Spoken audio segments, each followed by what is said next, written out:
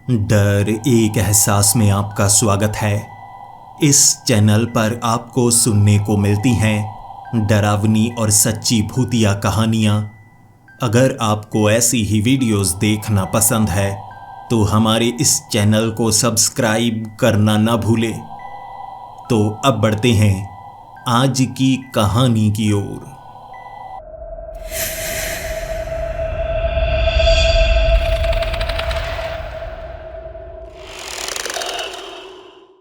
Hello दोस्तों, मेरा नाम मनोहर है और मैं उत्तर प्रदेश का रहने वाला हूँ। मेरा बात करने का बिल्कुल भी मन नहीं कर रहा क्योंकि मेरा झगड़ा अभी अभी मेरे पिता से हुआ है और मैं वो घर छोड़ चुका हूँ। झगड़े का कारण था मेरे पिता का गुस्सा। वो मुझे बहुत ज़्यादा डांटते हैं, छोटी छोटी गलती पर भी। मेरी उम्र 25 साल हो चुकी है। मैं काम भी करता हूँ, घर खर्च भी देता हूँ। उसके बावजूद मेरे पिता मुझे बड़ा समझते ही नहीं और बच्चों की तरह डांटने लगते हैं।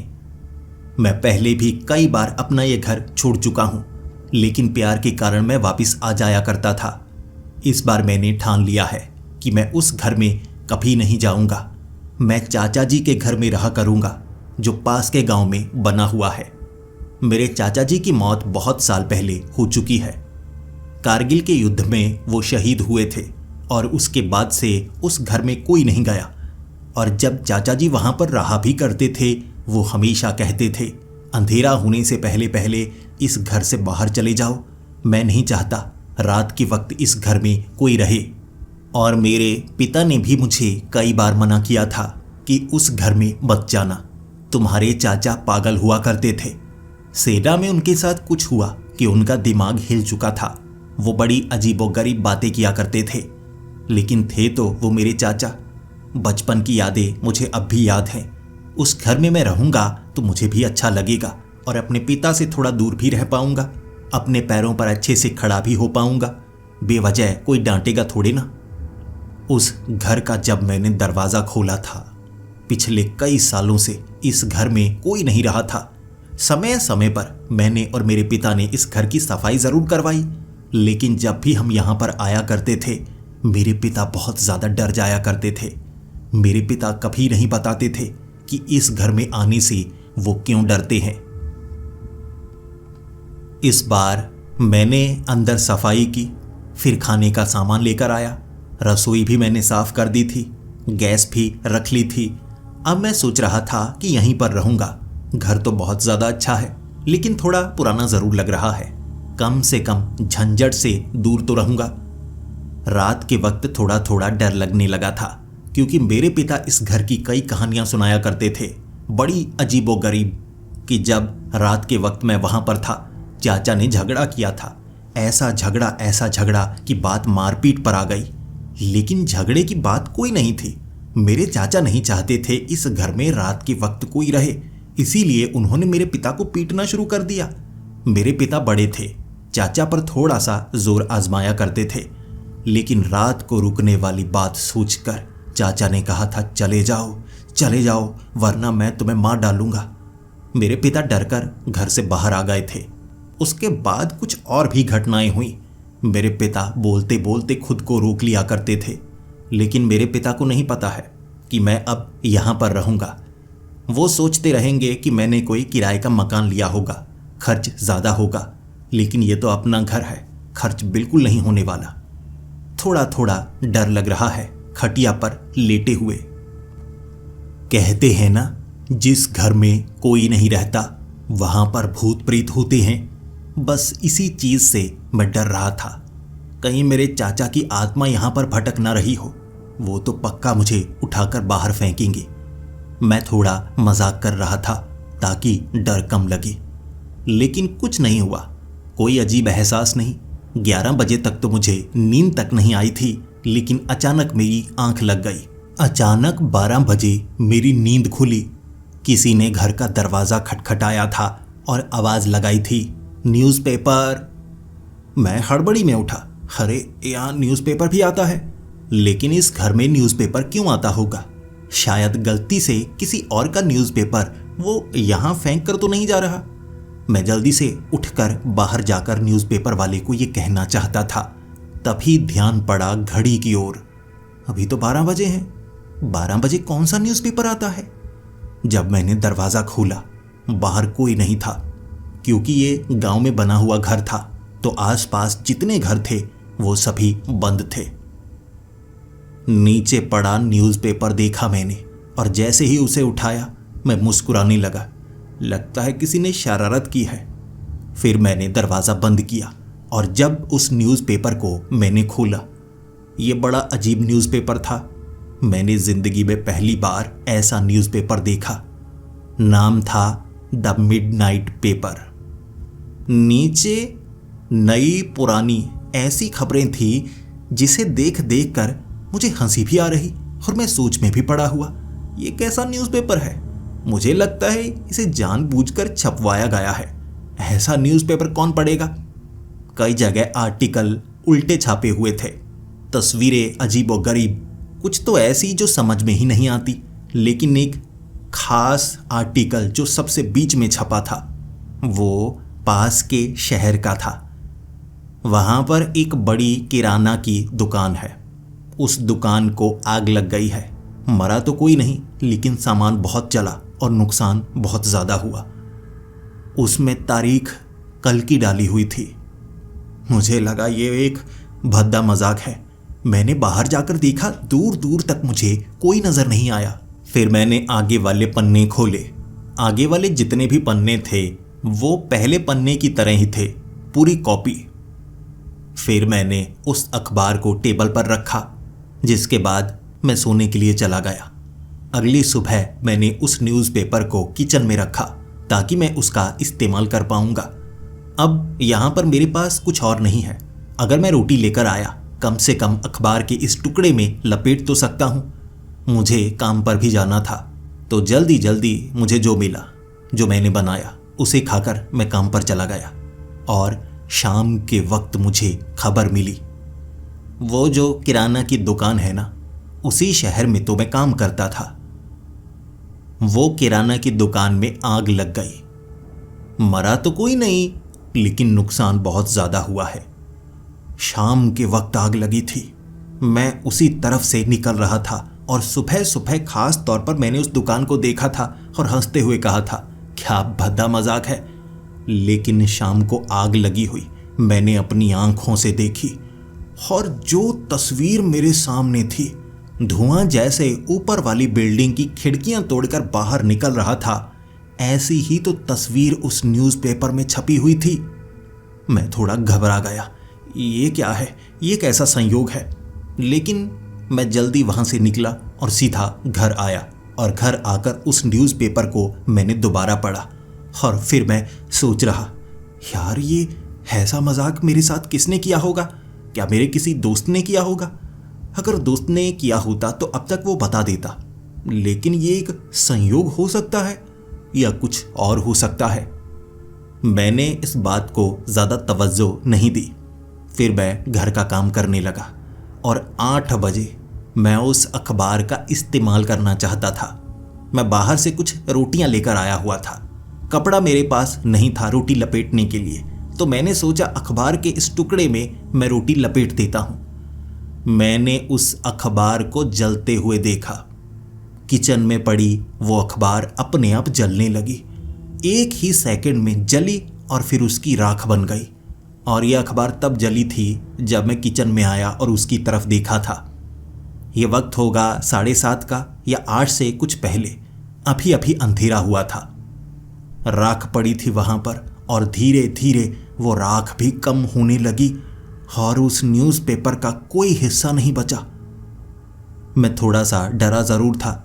फिर मैंने कहा, चलो ये मुसीबत दूर हुई, कोई बात नहीं। ऐसा करता हूँ, कोई पुरानी टी शर्ट होगी उसमें रोटी लपेट लेता हूँ। कल से साफ कपड़े लेकर आऊँगा बाजार से खरीद कर। और अब तक तो मेरे पिता और मेरी माँ को एहसास हो गया होगा, वो मुझसे बात करने के लिए मुझे ढूंढेंगे ज़रूर। रात का वक्त था। खाना खाया मैंने, जल्दी सो गया। 12 बजे नींद खुली थी जब घर का दरवाज़ा किसी ने खटखटाया था, और वही आवाज़, न्यूज़पेपर, ये बोला किसी ने। मैंने हड़बड़ी में उठकर दरवाज़ा खोला तो बाहर कोई नहीं था। नीचे अखबार पड़ी थी। मैंने उस न्यूज़पेपर को उठाया, खोला। ये वही न्यूज़पेपर था, द मिडनाइट पेपर। मैंने उसके सबसे पहले वाले आर्टिकल को पढ़ा। उसमें लिखा हुआ था, एक आदमी की सड़क दुर्घटना में मौत हो गई। उसका नाम बताया गया था, उसका एड्रेस बताया गया था। लेकिन मैं उस आदमी को जानता था। जिस जगह पर मैं काम करता था उससे कुछ आगे एक दुकान है, वहां पर वो काम करता है। लेकिन उसके साथ कोई हादसा हुआ है? शाम के वक्त ही तो मैं उससे मिला था, ऐसा तो हो ही नहीं सकता। मैंने बाकी पन्नों को भी खंगाला। यही आर्टिकल बार बार उल्टा सीधा टेढ़ा मेढ़ा करके बनाया गया था, छपाया गया था, और तस्वीरें तो बड़ी अजीबोगरीब थी। कुछ तो समझ में आती, कुछ समझ में ही नहीं आती। लेकिन एक तस्वीर थी, एक्सीडेंट की तस्वीर, जिसमें वो आदमी मारा गया। क्या ये किसी और की बात हो रही है? ट्रक दिखाया गया था, एक साइकिल दिखाई गई थी। साइकिल पूरी तरह से टूटी हुई थी। मैंने उस अखबार को किचन में रखा और फिर मैं सोचने लगा, ये भद्दा मजाक है, इसे मैं जला दूंगा। मैंने उस अखबार को आग लगाई। उसे आग नहीं लग रही थी। मैंने जलाने की कोशिश की। ये कैसा कागज है, इसे तो आग ही नहीं लगती। अच्छे से गैस स्टोव के ऊपर मैंने उस अखबार को रख दिया। वो पन्ने थोड़े थोड़े लाल होने लगे थे, जैसे धातु के बने हो, लेकिन जल नहीं रहे थे। और मैं देखता रह गया, ये क्या चीज़ है। उसके बाद मैंने पानी में उसे गीला करना चाहा ताकि मैं गलाकर उसे कहीं फेंक दूं। वो पन्ने गल भी नहीं रहे थे, बिल्कुल सूखे। पानी में डालो गीले लगते हैं, बाहर निकालो पूरी तरह से सूखे, जैसे पानी को सोखते ही ना हो। फिर मैंने उस अखबार को किचन में ही रखा और सोचा, ऐसा करता हूँ, रात का वक्त है, सो जाता हूँ, कल देखूंगा ये मजाक मेरे साथ कर कौन रहा है। सुबह सुबह मैं थोड़ा देर से उठा था। रात के वक्त इसके बारे में सोच सोच कर नींद नहीं आई। जब नींद आई तो नींद खुली भी थोड़ा लेट। काम पर जाना था, देर हो चुकी थी। मैं नाश्ता कर ही नहीं पाया और जल्दी जल्दी तैयार होकर उस अखबार को देखते हुए मैं निकल पड़ा था काम की ओर। और सबसे पहले तो मैं उसी आदमी से मिला था, क्योंकि उस दुकान के आगे से ही निकलकर मुझे जाना था। मैंने उसके साथ हाथ मिलाया। वो कह रहा था, क्या हुआ, तो मेरी तरफ देखे क्यों जा रहा है? मैंने कहा, नहीं नहीं, वैसे ही, अब छोड़ छोड़, क्या बात करनी। मैं उसे डराना नहीं चाहता था। मुझे लगा जो पहले हुआ वो एक संयोग था, इसे बताने से कोई खास फायदा नहीं। बेवजह किसी को बुरी खबर नहीं देनी चाहिए जो उससे जुड़ी हो, जो झूठ हो। दिन भर मैंने काम किया, लेकिन वक्त होगा 4 बजे का। अचानक बाहर बहुत ज़्यादा भीड़ लग गई। ट्रक तो वहाँ से गुजरते ही थे। एक ट्रक रुका हुआ, आसपास भीड़ लगी, शोर बहुत मच रहा था। तो हम भी बाहर निकले देखने के लिए शोर क्यों हो रहा है। और एक तरफ पड़ी मैंने साइकिल देखी, बिल्कुल वैसी जैसी अखबार में वो तस्वीर थी। फिर मुझे पता लगा उस आदमी का इस ट्रक के साथ एक्सीडेंट हुआ है। वो जल्दी छुट्टी लेकर घर की तरफ जा रहा था साइकिल से, और ट्रक के साथ टक्कर होने के कारण उसे चोट बहुत ज़्यादा लगी है। उसे अस्पताल ले जाया गया है। ये देखने के बाद मेरी टांगें कांपने लगी थी, लेकिन मैं काम पर वापस आया और लगभग 20 मिनट में खबर मिल गई कि उसकी मौत हो चुकी है। अस्पताल उसे ले जाया तो गया, खून बहने के कारण उसकी मौत हो गई, उसे बचाया नहीं जा सका। बस इतना काफ़ी था। मेरे रोंगटे खड़े हो गए। मुझसे काम हो नहीं रहा था, मेरी टांगें कांप रही थी। मैं सबको क्या जवाब देता? सब पूछ रहे, तेरा दोस्त था ना, तो ऐसे मत कर, हिम्मत बांध कर रख। मैं उन्हें कैसे बताता? दोस्त की मौत से डर नहीं था मुझे, उस अखबार से डर था। उसमें पहले ही बताया जाता है क्या होने वाला है, इसीलिए मैं डर रहा था। ये कोई भद्दा मजाक नहीं हो सकता, कुछ ना कुछ अलग है। शाम को सबसे पहले मैं घर पहुंचा और घर पहुंचकर उस अखबार को खंगालने लगा। ये अखबार कहाँ से आती है, कुछ तो पता लगेगा। उसके बाद उस अखबार को लेकर मैं किसी अखबार वाले के पास जाना चाहता था, उसे दिखाना चाहता था ताकि मैं पता कर पाऊं कि ये अखबार कहाँ से आती है। मैंने वो अखबार एक आदमी को दिखाई और वो कहने लगा, मजाक कर रहा है, किसी ने प्रैंक किया होगा। मैंने उसे इन हादसों की बात नहीं बताई थी, बल्कि ये पूछना चाहा था कि अखबार कहाँ से आती होगी। और उसने कहा कि ये अखबार किसी ने खुद बनाई है, ऐसी अखबार यहाँ नहीं आती। द मिडनाइट न्यूज़पेपर, ऐसी अखबार तो है ही नहीं। रात को 12 बजे कौन सा पागल है जो न्यूज़पेपर बांटेगा। फिर मैं घर की तरफ आ रहा, अखबार को हाथ में पकड़ा हुआ था। थोड़ा अंधेरा हुआ और वो अखबार अपने आप जलने लगी। जिसे जलाया नहीं जा सकता था, जिसे गीला नहीं किया जा सकता था, अपने आप उस अखबार को आग लग चुकी थी। वो न्यूज़पेपर तो जल रहा था, लेकिन मुझे तपिश महसूस नहीं हुई। मैंने उस न्यूज़पेपर को छोड़ा नहीं, वो पूरा जल गया, लेकिन मेरी उंगलियों में कोई निशान नहीं था। वरना आग से जलन तो होती है, थोड़ा निशान तो काला काला बनता ही है। मेरे हाथ में राख थी, वो भी धीरे धीरे कम होने लगी, जैसे वो राख हवा का हिस्सा बन गई हो। और तब मैं समझ चुका था, ये कोई साधारण अखबार नहीं है, ये कोई ऐसी सुपरनेचुरल चीज़ है जो मेरी समझ से बाहर है। अब से मैं कोई न्यूज़पेपर घर के बाहर से नहीं उठाऊंगा, मैं मना कर दूंगा। फिर मैं घर आ चुका था। मैंने खाना खाया और मुझे नींद आई ही नहीं। पूरे 12 बजे। मैं घड़ी की तरफ देख रहा था। मैं दरवाजे के पास आ गया जब 12 बजने वाले थे। किसी ने दरवाज़ा खटखटाया और जब थोड़ी सी ही आवाज़ आई थी, मैंने एक छेद से बाहर देखना चाहा। बाहर से आवाज़ आई, न्यूज़पेपर। इससे पहले कि मैं देख पाता, मुझे लगा दरवाज़ा खोलकर उसे पकड़ ही लेता हूँ। ये तो दरवाज़ा खटखटा ही दिया। मैं सोच रहा था पहले देख लूँगा। मैंने दरवाज़ा खोला, बाहर कोई नहीं था, कोई भी नहीं। ऐसा हो ही नहीं सकता, 1 सेकंड में कोई कहाँ जा सकता है। नीचे देखी मैंने अखबार, मेरे रोंगटे खड़े हो गए। मैं समझ चुका था, यहाँ कोई ऐसा है जिसे देखा नहीं जा सकता। या तो वो अदृश्य है या वो आसपास कहीं छिप जाता है। कोई इंसान तो नहीं हो सकता। वो अखबार को मैंने उठाया नहीं, दरवाज़ा बंद कर दिया। मैं अंदर बैठा हुआ। अपने आप बाहर से किसी ने जैसे अखबार को उछाला हो। घर के दरवाजे के पार वो अखबार अंदर गिरी। एक जादू था वो, जिसे देखकर मेरी आंखें खुली की खुली रह गई और मैं जान गया, अब मुझे शायद ये अखबार पढ़नी होगी। मैं मजबूर था, इस घर को छोड़कर भी नहीं जा सकता था। मेरे पास और कोई जगह नहीं थी, क्योंकि इस बार मैं झगड़ा करके आया था। तो मुझे लगा कोई बात नहीं, अखबार को पढ़ता हूँ, देखता हूँ अब इसमें क्या है। मैंने अखबार पढ़ी। इसमें जो मेन आर्टिकल था वो कल का नहीं था, बल्कि 6 साल पहले का था। बाजार में एक दुकान के अंदर से एक लाश मिली है, जिस कारण दुकानदार को पकड़ा गया है। दुकान बंद कर दी गई है। वो नशीली चीज़ों की तस्करी भी करता था। नाम बताया गया था उस दुकानदार का, लेकिन वो दुकान तो खुली है। वहाँ पर तो इतने साल पहले ऐसा कुछ हुआ ही नहीं था। अब मुझे लगने लगा ये कौन से पागल लोग हैं, क्योंकि ये तो संभव है ही नहीं। मैंने खुद देखा है, दुकान खुली है, वो आदमी बड़ा इज्जतदार है, कभी वो जेल गया ही नहीं। फिर मैंने उस अखबार को रखा और मुस्कुराते हुए मैं कहने लगा, कोई पागल है जो इस अखबार को मेरे दरवाजे पर फेंक कर जाता है। देखते हैं कल क्या होता है। जब मैं काम पर अगले दिन गया था ना, मेरे रोंगटे खड़े हो गए।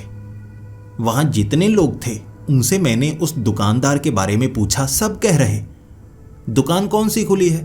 वहां पर तो एक अलग ग्रोसरी शॉप खुल चुकी है जो कि 4 साल पुरानी है। वो आदमी तो जेल में बैठा है कत्ल केस के कारण। मैंने कहा, कत्ल केस के कारण? हम वहां पर जाया तो करते थे सामान लेने के लिए। मेरा दोस्त कहने लगा, तू पागल हो गया है, वहां हम क्यों जाएंगे? ग्रोसरी स्टोर वो महंगे वाला है, वहां से चीजें महंगी मिलती हैं। जब मैंने वो दुकान को ढूंढना चाहा, उस जगह पर दुकान नहीं थी, वहां वो ग्रोसरी स्टोर बना हुआ था। वो आदमी तो जेल में है। आस पास मैंने पता किया, और फिर मुझे और ज़्यादा डर लगने लगा। अब मैं समझ चुका था, अखबार में जो होता है वो कोई संयोग नहीं है। ना सिर्फ वो अखबार में भविष्य में होने वाली घटनाओं की जानकारी दी गई है, बल्कि जो उसमें लिखा है उससे इतिहास में भी कोई बदलाव हुआ है। जैसा उसमें लिखा है वैसा पूरी तरह से सच हो जाता है। घर आकर मैं इसके बारे में सोचे जा रहा था। ऐसी अखबार है जो अपने आप खत्म हो जाती है, ना उसे भिगोया जा सकता है ना जलाया जा सकता है। अगर मैं इसके बारे में किसी को बताऊंगा तो गड़बड़ हो सकती है, क्योंकि जो इसमें लिखा है मैंने महसूस किया। मुझे सब कुछ याद है उस दुकान के बारे में, लेकिन किसी को याद नहीं। तो मुझे इसके बारे में पता किसी न किसी से लगाना होगा। किससे पता लगाऊं? चाचा जी इसके बारे में जानते होंगे। इस घर में ये अखबार आती है तो चाचा जी को इसके बारे में पता था, तभी वो किसी को इस घर में रुकने नहीं देते थे। ये घर भूतिया नहीं है। चाचा जी के साथ कुछ अजीब हो रहा था, तो चाचा जी इसके बारे में जानते होंगे तो कहीं ना कहीं तो लिखते होंगे उनकी डायरी। क्योंकि जो भी आर्मी में रहता है दिन में क्या होता है उसे लिखने की आदत होती है।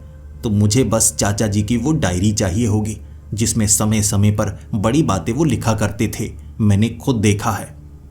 मैंने ढूंढा और घर में उनकी डायरी ढूंढना कोई मुश्किल काम नहीं था। उनके बेड के नीचे रखी हुई वो पुरानी डायरी जिसे किसी ने नहीं छुआ था। और जब मैंने उस डायरी को खोला, कोई उन बातों पर यकीन नहीं करता, लेकिन अपनी आंखों से देखने के बाद तो मुझे यकीन करना ही था। इसीलिए मैंने उस डायरी को खोला और उससे जो जानकारी मुझे मिली उससे मेरे रोंगटे खड़े हो गए थे। साल 1970 पहली बार उन्हें ये न्यूज़पेपर मिला था और तब से ये न्यूज़पेपर उन्हें मिल रहा है। उन्होंने बड़े अक्षरों में नाम भी मेंशन किया था, द मिडनाइट पेपर। वो समय समय पर उसे पढ़ा करते थे, लगातार नहीं पढ़ते थे, और उसमें जानकारी दी गई थी। इससे ना सिर्फ भविष्य का पता लगता है, बल्कि जो इसमें लिखा होता है वो इतिहास भी बदल देता है। चाचा जी जब इस न्यूज़पेपर को पढ़ा करते थे, जंग में वो घटनाएं हुआ करती थीं। यानी सिर्फ छोटी मोटी बातें ही नहीं बदलती थी, बल्कि बहुत बड़ी बड़ी घटनाएं बदल सकती थी।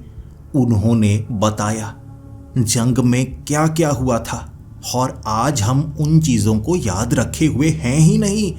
बहुत कुछ बदला था न्यूज़पेपर के कारण, जिससे चाचा जी डर गए थे कि इतना सब कुछ भी हो सकता है।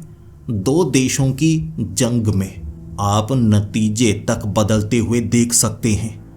कभी तो कुछ लोग नहीं मरते बल्कि हजारों मरते, और एक बार तो परमाणु धमाका भी हुआ था जिसके बारे में कोई नहीं जानता, क्योंकि इतिहास बदल दिया गया तो सब कुछ बदल गया। और चाचा जी ने साफ साफ शब्दों में लिखा था कि ये अखबार भविष्य और भूतकाल को प्रिडिक्ट नहीं करती, बल्कि उसे बनाती है। न्यूज़पेपर में जो लिखा होता है उससे सब कुछ घटता है। या तो इसे जला दो या ये तुम्हें जला देगा। फिर मैंने वो डायरी पढ़ने के बाद खुद को इसमें फंसा हुआ पाया। चाचा जी ने बताया था, अगर आप न्यूज़पेपर को पढ़ते हैं फिर ये न्यूज़पेपर आपको मिलता ही रहता है। मिडनाइट न्यूज़पेपर जिसकी कोई कीमत नहीं है, बस इसे पढ़ने वाला चाहिए। फिर ये न्यूज़पेपर आपको मिलेगा, चाहे आप कहीं भी चले जाएं। और किसी और को ये मत दीजिए, क्योंकि जो इसे पढ़ेगा फिर उसे भी ये न्यूज़पेपर मिलना शुरू हो जाएगा। सब कुछ बदलता चला जाएगा और फिर उससे बाहर निकलना असंभव हो जाएगा। जला दो इस न्यूज़पेपर को इससे पहले कि ये तुम्हें जला दे। मैंने उस न्यूज़पेपर को पकड़ा। मैंने जलाने की कोशिश की, लेकिन वो जलता ही नहीं था। 8 बजे वो राख बन गया और फिर मुझे इंतज़ार करना पड़ा 12 बजे का। 12 बजे मैं दरवाजे पर खड़ा और पहले ही उस छेद से मैं बाहर देखने लगा। बाहर कौन है जो अखबार डालकर जाता है? मैंने देखा बाहर कोई था जिसने कपड़े नहीं पहने थे। उसके बावजूद उसका ऐसा रंग था कि उसके पार कुछ और देखा नहीं जा सकता था। इतना काला कि कोई चमड़ी जलने के बाद भी इतनी काली नहीं होती, कोयले से ज्यादा काला। मैं उसे शब्दों में बयान नहीं कर सकता, लेकिन उसकी चमकदार आंखें थी। उसने आवाज लगाई, न्यूज़पेपर, और मैंने जल्दी से दरवाजा खोला ताकि मैं उसे पकड़ूं। दरवाजा खोलते ही वो गायब हो गया। छेद से मैं देख पा रहा था। सोच सकते हैं छेद से देखने के बाद दरवाजा खोलने में कितना समय लगेगा। मैंने अंदर की तरफ दरवाजा खोला तो आधा सेकंड लगा, इतने में सामने से वो गायब। वो कोई इंसान था ही नहीं, नीचे पड़ा था न्यूज़पेपर, जिसे उठाकर मैं अंदर लेकर आया। अब मुझे इससे बचना था, इसे रोकना था ताकि मुझे ये न्यूज़पेपर ना मिले। मैं इसे जला दूंगा। मैंने गैस स्टोव पर उस न्यूज़पेपर को रखा ताकि वो जल जाए, खत्म हो जाए, लेकिन वो जल नहीं रहा था। पूरा का पूरा न्यूज़पेपर 1 घंटे में पूरी तरह से लाल हो गया, लेकिन वो खत्म नहीं हुआ। स्टोव को बंद किया तो वो बिल्कुल सही सलामत। किस चीज़ से बना था जिसे जलाया नहीं जा सकता? और चाचा जी तो कह रहे थे जला दो, इससे पहले ये तुम्हें जला दे। तो मैं इसे जलाऊं तो जलाऊं कैसे? तो मैंने कुछ पुरानी अखबारें निकाली, साधारण अखबारें, उन्हें जलाया और उसके बीच इस अखबार को रखा। शायद गैस स्टोव की आग से ये जल नहीं रहा होगा, साधारण आग से जलाता हूँ। अखबारों के बीच ये न्यूज़पेपर जल ज़रूर रहा था, लेकिन खत्म नहीं हो रहा। और जैसे जैसे ये जल रहा, हवा में धुएं के अक्षर बन रहे थे।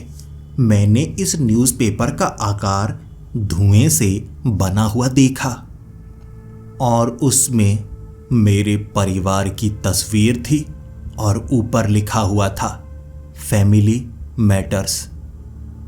मैं कांपने लगा, मैं डरने लगा। उसे पढ़ने की हिम्मत तक नहीं थी, लेकिन बाकी अखबारें जल गई। वो अखबार जली तो थी लेकिन खत्म नहीं हुई, फिर बिल्कुल सही सलामत। मुझे लगा इसे पढ़ना होगा ताकि मैं जानूं क्या होने वाला है। अगर मुझे पता लगा ही नहीं तो मैं रोकने की कोशिश कैसे कर सकता हूं? मैं अखबार को पढ़ता हूं, देखता हूं इसमें क्या बताया गया है। मैंने अखबार खोली और उसमें बताया गया था मेरा कज़न ब्रदर, मेरी मौसी का लड़का प्रशांत, जो 6 साल की उम्र में किसी ने उसे जहर दिया और उसका शरीर नीला पड़ गया। ऐसे उसकी मौत हुई। तारीख भी लिखी हुई थी, लेकिन वो तो बचपन में मरा नहीं था। मैं तो उससे पिछले महीने मिलकर आया हूं। वो तो बिल्कुल सही सलामत था। मुझे लगा मुझे कुछ करना चाहिए। आधी रात का वक्त था। मैं जल्दी से अपने मौसी के लड़के से बात करना चाहता था। मैंने उसे फ़ोन लगाया। मौसी ने फ़ोन उठाया। मौसी मुझे डांटने लगी थी कि मैं घर छोड़कर क्यों आ गया हूँ। मैंने कहा, मौसी जी वो छोड़िए, प्रशांत कहाँ है? मुझे प्रशांत से बात करनी है। मौसी ने कहा, प्रशांत कहाँ है? क्या कहना चाहते हो? मैंने कहा, प्रशांत से बात करवाइए मेरी, कुछ बुरा होने वाला है उसके साथ। मौसी ने कहा, बुरा कहना क्या चाहते हो? प्रशांत? कौन प्रशांत है? मैंने कहा, मौसी जी आपका बेटा प्रशांत, मेरा भाई प्रशांत, मैं उससे बात करना चाहता हूं। मौसी ने कहा, देखो रात का वक्त है, तुम कैसी बहकी बहकी बातें कर रहे हो? तुमने शराब तो नहीं पी ना? प्रशांत से तुम बात करना चाहते हो? तुम्हें पता तो है प्रशांत तो 6 साल का था तब मर गया था। तुम्हें कुछ हुआ है क्या? मेरा मुंह खुला का खुला रह गया।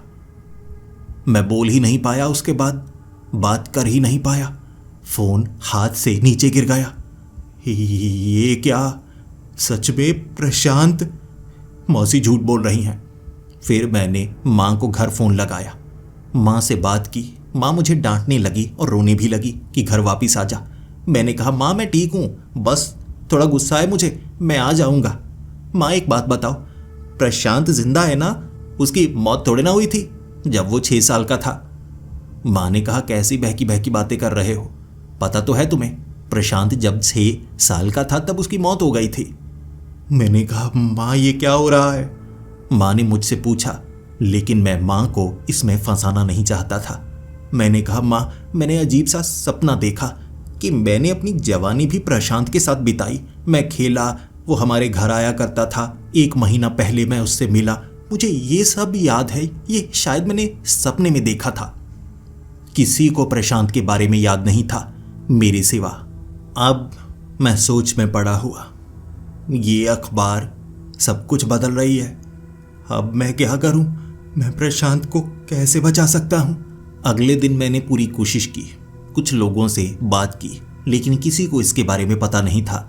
मैं किसी को अखबार दिखाना नहीं चाहता था ताकि वो इस मुसीबत में ना पड़े। मैं किसी बाबा से मिला, एक पुजारी से मिला, लेकिन इसमें किसी की मदद का कोई खास फायदा नहीं था क्योंकि ये बड़ी मुसीबत थी। ऐसी मुसीबत को कोई समझ तक नहीं सकता था क्योंकि समय में बदलाव हो चुका था। इतिहास से घटनाएं गायब हो चुकी थीं, घटनाएं बदल चुकी थी। कोई इसे कैसे समझ सकता था? रात के वक्त ये अखबार जल गई। फिर आधी रात को दरवाज़ा खटखटाया गया। मैंने दरवाज़ा खोला ही नहीं, लेकिन वो अखबार अपने आप दरवाजे से अंदर गिरी थी। मुझे अब देखना था इस अखबार में क्या है, इसे रोकूं कैसे, इससे बात करूं या कुछ और। मैंने अखबार उठाई लेकिन उसे पढ़ा नहीं। लेकिन जब मैं उस अखबार को डस्टबिन में फेंकने वाला था, मैंने उसकी हेडलाइन को पढ़ लिया। राउंड किया गया था उसे, हाथ में पकड़ा। ऊपर वाली हेडलाइन मैंने पढ़ी, तुम्हारी माँ ने तुम्हें जन्म नहीं दिया। बस मैंने ये पढ़ा और फिर मैं सोच में पड़ा हुआ। इसका क्या मतलब? अब छपा है तो मुझे इसके बारे में पता लगाना होगा। ना जला सकता हूँ, ना इसे कुछ कर सकता हूँ। मैंने उस आर्टिकल के आधार पर सोचा, मेरी माँ ने मुझे जन्म नहीं दिया, इसका क्या मतलब है? फिर मैंने माँ को फ़ोन लगाया। मैंने कहा, माँ मैं मनोहर। माँ ने जवाब दिया, कौन मनोहर? मैंने कहा, माँ मैं मनोहर, आपका बेटा। माँ ने कहा, मेरा कोई बेटा नहीं है। कौन हो तुम? मुझे तंग मत करो। मेरी माँ ने मुझे पहचानने से इनकार कर दिया। रात के वक्त मैं घर पहुंचा था। मेरी माँ ने कहा, नहीं मैं तुम्हें नहीं जानती। मेरे पिता भी मुझे पहचानने से इनकार कर रहे थे। उसके बाद मैंने झगड़ा किया और आस पड़ोस के लोग इकट्ठा हो गए। उन्होंने मुझे पीटा। सोच कर देखिए, किसी को याद नहीं था कि मैं इस घर में रहता था। वो मेरी माँ थी। लेकिन उस अखबार ने सब कुछ बदल दिया और मैं रोता रोता वापस आया। उस अखबार को काटना चाहा, फाड़ना चाहा, हर चीज़ की। मैंने उसके ऊपर एसिड फेंका। जो भी मैं कोशिश करता, लेकिन उस अखबार को नष्ट नहीं किया जा सकता था। उसके साथ कुछ किया नहीं जा सकता था। शायद यही कारण था कि चाचा जी इस घर में रहते थे और वो नहीं चाहते थे कोई यहाँ पर आए। वो भूत प्रेत से नहीं डरते थे, वो इस अखबार से शायद डरते थे। तभी लड़कर भी भगा दिया करते थे पिता को, ताकि वो इस मुसीबत में ना फंसे। अब मुझे भी इस मुसीबत को खुद ही झेलना था क्योंकि मेरा कोई अपना नहीं बचा था।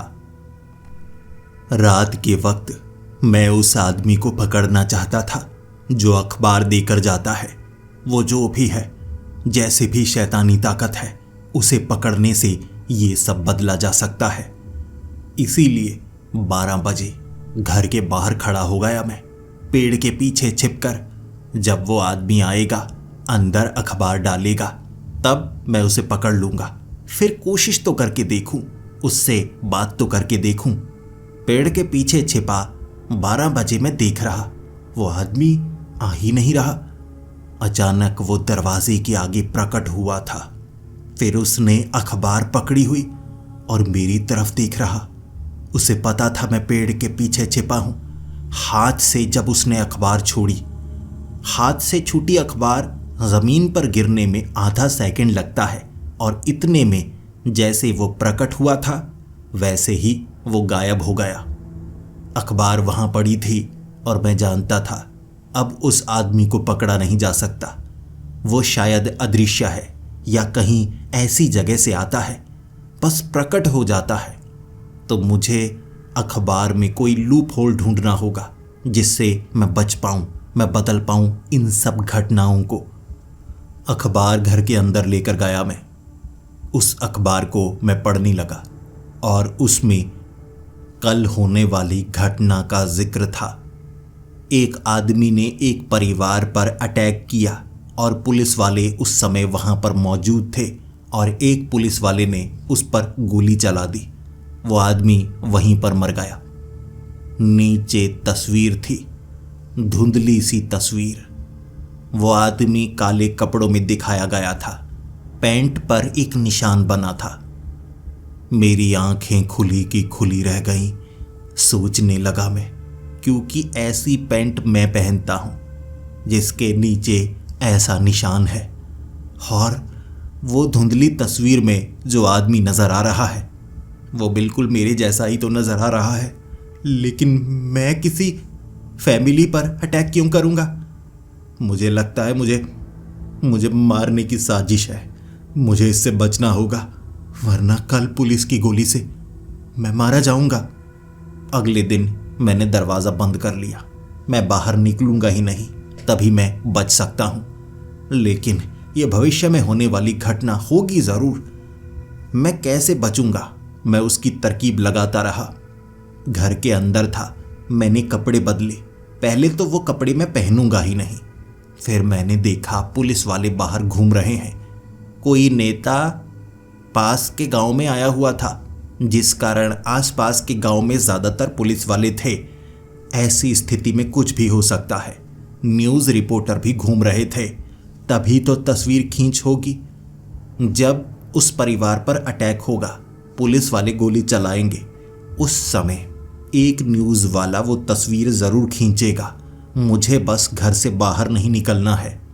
अचानक खिड़की टूटने की आवाज़ आई। जैसे ही मैं उस कमरे में गया, एक आदमी अंदर आ चुका था और उसके हाथ में बंदूक थी। वो मुझे कहने लगा, कपड़े, मुझे तेरे कपड़े चाहिए। मैंने कहा, नहीं, मैं कपड़े तुम्हें क्यों दूं? उसने कहा, कोई और कपड़े पहन ले, मुझे ये वाले कपड़े चाहिए। तेरे बाल लगभग मेरे जैसे लग रहे हैं। मैं यहाँ से निकलना चाहता हूँ। मैं तेरे जैसा भेष बनाऊंगा, कोई मुझे पहचान नहीं पाएगा। तू कोई और कपड़े पहन। वो जो तूने खिड़की पर टांगे हैं, चल उस कपड़ों को पहन। मैं उन कपड़ों की तरफ देख रहा और मेरा दिमाग घूमा। ये तो वही वाले कपड़े हैं। ये कपड़े जिसने पहने होंगे वो पुलिस की गोली से मारा जाएगा। मैं उन कपड़ों को पहनना नहीं चाहता था, लेकिन कुछ भी हो सकता है, इसीलिए मैं चुपचाप उन कपड़ों को उठाकर कहने लगा, लेकिन तुम्हें पता है, अभी अभी मैं पड़ोसियों को पीट कर आया हूँ और मुझे पुलिस वाले ढूंढ रहे हैं। ये कपड़े सही नहीं रहेंगे, मैं तुझे कोई और कपड़े देता हूँ। उसने मेरे सर के ऊपर बंदूक रखी, मुझे धक्का दिया और मेरे हाथ में जो कपड़े थे उन्हें लेकर दूसरे कमरे में पहुंच गया। मैं घर से बाहर भागा। उसने इतने में कपड़े बदल लिए थे। फिर वो मेरे पीछे। तब मैंने आगे कुछ रिपोर्टर्स को देखा, पुलिस वालों को देखा, और वो पुलिस वाले इसे पकड़ना चाहते थे क्योंकि एक परिवार पर इसने गोलियां चलाई थी। इसे ढूंढा जा रहा था। मेरे पीछे भाग रहा था तो पुलिस वाले इसे पहचान गए और मेरी आंखों के सामने गोलियां उस आदमी को लगीं और वो नीचे गिरा था। तब मुझे लगा घटना बिल्कुल वैसी हुई। वही कपड़े पहने, बिल्कुल मेरे जैसे बाल, लेकिन ये मैं नहीं था। शायद ये एक संयोग हो या मैंने खुद को बचाया, लेकिन आगे कुछ भी हो सकता है। अगले दिन की अखबार में जो तस्वीर छपी होगी उसके बारे में मुझे पहले ही पता था, लेकिन रात को जब 12 बजे मेरे दरवाजे पर वो अखबार आई, मैं सोच रहा था पढूं या ना पढूं। अगर मैं ना पढ़ता तो मुझे पता चलता ही नहीं कि आगे क्या होगा या बदलाव क्या होंगे। इसीलिए मजबूरी में मुझे उस अखबार को पढ़ना पड़ रहा था। मैंने उस अखबार को पढ़ा ही नहीं और कुछ समय बाद उसमें जो आर्टिकल था, अपने आप वो शब्द गूंजने लगे थे उस घर में। मुझे बताया जा रहा था क्या होगा, कौन सी घटना होगी। ये न्यूज़पेपर सिर्फ पढ़ने पर ही जानकारी नहीं देता था। अगर आप ना पढ़े तो ये खुद ब खुद बोलने लगता था। और ये आवाज़ सिर्फ इस न्यूज़पेपर की नहीं थी, जैसे कई लोग थे। और फिर मुझे उन्होंने बताया, हम एडिटर्स हैं, हम सुधार नहीं करते, हम सब कुछ परफेक्ट बनाते हैं। मैं उनसे सवाल करना चाहता था, लेकिन उन्होंने मेरे सवाल का जवाब नहीं दिया, बल्कि मुझे बताया क्या होने वाला है। मुझे जो हवा थी ना, वो कटती हुई नजर आ रही, जैसे वो एडिटर्स यहीं पर मौजूद हैं, लेकिन एक अलग आयाम में। मुझे हवा मुड़ती हुई दिख रही थी, उंगलियां हवा से निकलती हुई दिख रही थी, सब कुछ खींचकर लंबा हो रहा था। ये छोटा घर था, लेकिन मुझे कई किलोमीटर लंबा खींचता हुआ नजर आया। फिर मुझे इसके बीच से एक आंख दिखी और तब उन्होंने कहा, तुम्हें ऐसा करना ही होगा, घटना अपने आप हो जाएगी। फिर सब कुछ ठीक हो गया। यानी आज रात कुछ बहुत बुरा हो सकता है। मैंने वो शब्द सुने जो उभर कर बाहर आ रहे थे। वो आंख मुझे देख रही थी और वो शब्द थे, मनोहर की भयानक रात। उसके नीचे था, कैसे आज रात मेरी मौत होगी, मेरी आंखें जली हुई होंगी, मेरा शरीर ठंड से जमा हुआ होगा। लेकिन उसके बाद के अक्षर मैं पढ़ना नहीं चाहता था, ना मैं सुनना चाहता था। मैंने अपने आंखों पर हाथ रखे, मैंने अपने कान भी बाजुओं से ढक लिए। ना मैं देखना चाहता था, ना मैं सुनना चाहता था। मैं उसे पढ़ूंगा ही नहीं, शायद मैं बच पाऊं, खुद को बचा पाऊं। आवाज गूंज रही थी, वो आंख बड़ी हो रही थी, कमरा लंबा हो रहा था, लेकिन उसके बावजूद मैं दीवार के पास सिमटा हुआ। मैं मरना नहीं चाहता था। ये भविष्य बदल सकते हैं, ये इतिहास बदल सकते हैं, ये सुधार नहीं करते, ये परफेक्ट बनाते हैं। मैं समझने लगा था सब कुछ बदला जा सकता है, तो मैं सिमटा रहा। आवाजें गूंजती रहीं, लेकिन मैं सुन ही नहीं रहा था। मुझे कुछ कुछ समझ में आने लगा। मैं इसे पढ़ रहा हूं, जो जो बदलाव हुए हैं मुझे उसके बारे में पता है, बाकी सब भूल जाते हैं। यानी अगर मैं पढ़ूं ही ना तो मुझे भी पता नहीं लगेगा, मैं भी बाकियों की तरह हो जाऊंगा। शायद इस तरह मैं बच पाऊं। मैं सिकुड़ा रहा। पूरी रात ऐसा लगता रहा जैसे ये घर बदल रहा है। कभी कभी मैं लगता आसमान से गिर रहा हूं। कई घंटे नीचे की तरफ मैं गिरता गया, जैसे अंतरिक्ष में चला गया हूं। सांस लेने में परेशानी भी होती, लेकिन ना मैं आंखें खोलता, ना मैं सुनने के लिए कानों के ऊपर से अपनी बाजुओं को हटाता। ऐसे मैंने पूरी रात बिताई। जब सब कुछ सामान्य होने लगा, मुझे थोड़ी थोड़ी गर्मी का एहसास होने लगा। मैंने तब आंखें खोली थी, तब सामने वो अखबार नहीं थी। मेरा घर साधारण था, कुछ नहीं था इसमें। कोई अखबार का टुकड़ा मुझे वहां पर नहीं मिला और मैंने सोचा, जो बदल गया है वो बदल गया है। अब मैं इस अखबार को दोबारा नहीं पढ़ूंगा। इसके पन्नों को पढ़ने के बाद आपके दिमाग पर असर पड़ता है। अगर मैं इसे पढ़ूं ना, सुनूं ना, तभी बच सकता हूं। और अब मुझे ये जगह छोड़नी होगी। शायद वो अखबार मेरे पास आई, लेकिन मैं पढ़ूंगा कभी नहीं। फिर मैं उस घर से निकला था, एक और जगह पर गया, क्योंकि मेरे माँ बाप मुझे पहचानते नहीं थे। मेरा कोई रिश्तेदार नहीं बचा जो मुझे जानता हो। मुझे अनजानों की तरह रहना होगा। मैंने ऐसे रहना शुरू किया। अगली रात मैं पेड़ के नीचे था, किसी घर में नहीं, और अखबार मेरे सामने डाली जा चुकी थी। वो हिल रही थी अखबार, लेकिन मैंने उसे छुआ तक नहीं। कुछ अक्षर जो ऊपर की तरफ उभर कर आए थे, उसमें लिखा हुआ था, मनोहर का बेटा, अगला अध्याय। मैं वहां से भागा। उस अखबार को मैंने छुआ तक नहीं। और उसके बाद मेरे कान में आवाज गूंज रही थी। मैंने कान पर हाथ रख लिए, आंखें ढक ली। और हर रात मैं ऐसा ही करता हूं। चाहे मैं दुनिया के किसी भी कोने में चला जाऊं, मेरे सामने वो अखबार पड़ी होती है और रात मुझे ऐसे ही बितानी पड़ती है।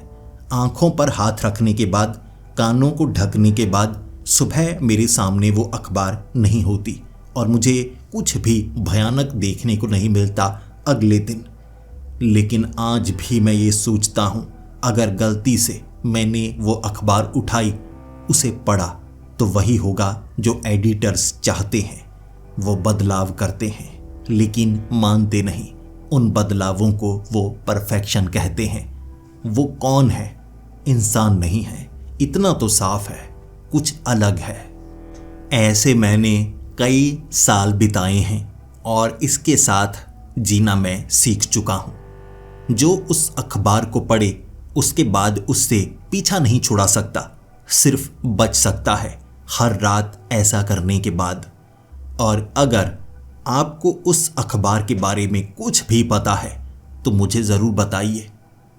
मैं भी जानना चाहूँगा इससे पीछा कैसे छुड़ाया जा सकता है और जो जो बदलाव हो चुके हैं क्या मैं ठीक कर सकता हूँ या नहीं। किसी के पास भी जानकारी हो मुझे ज़रूर देना। मैं अपनी इस ज़िंदगी से ऊब चुका हूँ, एक बार सब कुछ ठीक करना चाहता हूँ। और अगर आपको उसकी कोई जानकारी नहीं है तो मैं आपको चेतावनी देना चाहता हूँ, बचकर रहिएगा। किसी अनजान जगह पर अगर आपको कोई न्यूज़पेपर मिले जिसका नाम हो द मिडनाइट पेपर, तो गलती से भी उसे पढ़ने की कोशिश मत कीजिएगा। आपकी पूरी जिंदगी बदल जाएगी।